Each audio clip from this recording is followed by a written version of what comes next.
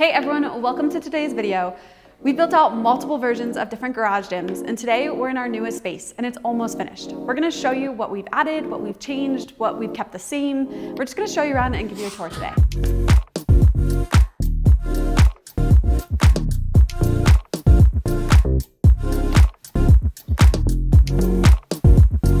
Starting with the build out, we went with rolled rubber flooring. So we've done square rubber mats, we've done waffle bottom interlocking mats, and this time we went with the 3/4 inch thick Rogue rollout flooring, and it's held up really well for us. Christy and I did that ourselves. We got a ship from Rogue, which came in large pallets, and the 25 foot is what we ordered. We could have gotten them a little bit larger, but that was kind of the manageable size. I think each roll weighed like 250 pounds.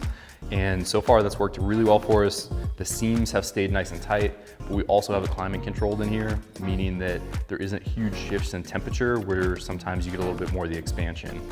Keeping it climate controlled in here, we've done multiple different kinds of heaters. We've done gas heaters, we've done electric heaters. This time we went with a mini split unit, which I believe is 3,200 BTUs. And our gym space is about 1,100 square feet and it has no problem heating it. We haven't got to cooling yet, but I have a feeling that will probably be the same case with the cooling as well. Something else we did a little bit different with this gym is we did a wood ceiling. We try to do something kind of cool to make our gym stand out a little bit in each space that we've had. And in this gym, we went with hardwood floor on the ceiling. We've got, I think, 11-foot ceilings on this side and 12-foot ceilings on the opposite side. I'm also a really big fan of good lighting. I think it helps keep your mood and your energy up while you're working out. So we did can lights in here as well. And something else that's been a big game changer is in physical gym locations that we've had. Obviously we've had stereo systems. In garage gyms, typically we've got speakers. And here we also installed a stereo system in the ceiling so that we've got music from our phone connected that always sounds good. And that's also made a really big difference for us. It just makes the gym and working out a little bit more fun. So the first thing we're gonna talk about today is this treadmill. This is my baby. I've used this to train for my last marathon and also my half Ironman, and it's super cool. It's the Wahoo Kicker Runner. And the thing that I love most about this is that there's a free run mode. So I can get on this treadmill, I can get going at my pace, and I can click free run, and it's going to adjust to my speed so it mimics like I'm running outdoors. I even did my long 21-mile run on this treadmill, which I've had multiple different runners, and I have never been able to run past 8 or 9 miles on them. And this one, I felt great. I had no aches and pains after, and it really felt like I was running outside. The other thing I love about it is it has incline and decline. So when I was running my last marathon, it did have quite a bit of downhill. So I could adjust it to get my knees and my quads ready to run some of that downhill. Then a great addition, we have it tucked back in the corner. It's pretty heavy duty. You don't want to be moving it around a lot. So once we got it to where it goes, it's just gonna stay put here. We kind of created like a little cardio section over here, which we really like. We do have a couple other pieces across the way, which we'll show you in a second. But we have our assault bike, which takes a smaller footprint than the Echo bike. And so it's nice to have a fan bike. And for us, that is the assault bike. And then we also have our Concept 2 bike. So if I had to choose one, I would 100% choose the Concept 2 bike. I believe that you can do more workouts on it. You can adjust the damper, you can do standing, you can do all sorts of different things to make it challenging, but it is great to have the option for both. So if you guys have been following me, you've probably noticed we had my previous bikes up here. I had a road bike and a tri bike. We actually recently just sold both of those, and that's because we've moved and we're gonna get into the gravel bike scene. So we're working on getting a gravel bike for Patrick and myself, which will sit right here once we have them. Then we have just a couple cool reminders of when I competed at the games and a few of the races that Patrick and I have done. It's just kind of some good inspiration for when you set goals and you keep working hard. It's nice to see those when you come out. And then from here, we have a few other machines. We have a Concept 2 rower. We have the Concept 2 ski erg. We have a nice box. This is the first time we've had a soft box. Typically it's a wood box, and actually in our last garage gym, we didn't have a box because it took up so much space. So this was something that we've added since we've been in this new space, and it's been awesome. Then we also have our foldable reverse hyper. And again, we had this folded up and stored in our basement in our last house because we didn't have space for it. So to be able to have this set out so we can just jump on and use it for prehab or rehab or for finishers has been really awesome. And then lastly, we do have our stair climber. We did use this a little bit more back in Columbus in the winter, especially. Patrick would put a ruck on, but now we have mountains around. So we just go out to the mountains and we can hike there instead. And we do like to be outside. So this is a really great way to train to help us get ready to do some of our hikes. But if I had to choose, I would definitely choose being outside. So this is our squat rack, and we've got a fold out from the wall, which I'm a huge fan of. the amount of space that this saves and the convenience of it, I think that this is probably just gonna be a trend that continues to move forward. Big power racks are great, but they take up such a large footprint in a gym that I just don't think you can hardly beat this.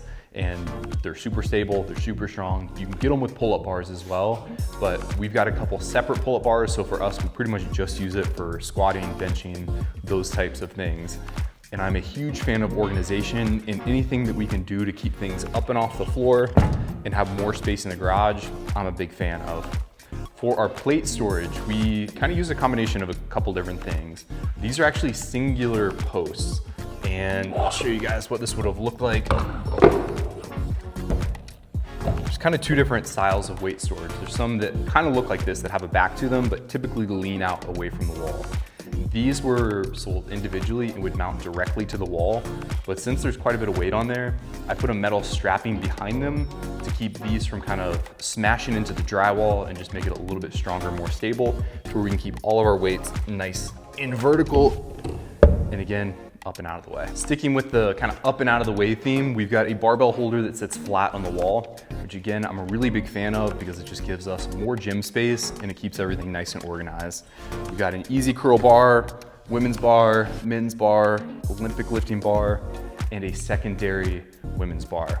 So for us, that makes a pretty big difference, just keeping everything up and out of the way. And coming around this side, we've got a cable machine, which again, I think as far as machines go that you can add to a gym, this is really nice because it can kind of tuck away in the corner and doesn't take up a lot of floor space. In most machines, that's not the case. We've considered getting some other stuff, but it just takes up such a large footprint that so far we haven't pulled the trigger on anything, but this thing has been fantastic.